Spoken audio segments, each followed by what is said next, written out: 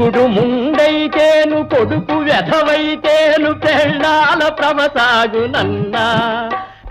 మొగుడు ముండైతేను కొడుకు వెధవైతేను పెళ్ళాల ప్రవసాగునన్నా.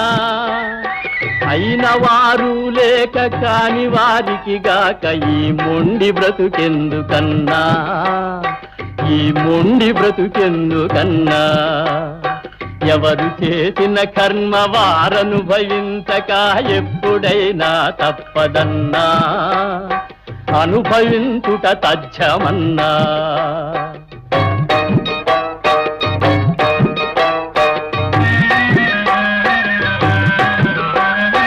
అత్త ఒక రోజు నా కోడలేనన్నది గుర్తుకొస్తే చాలునన్నా.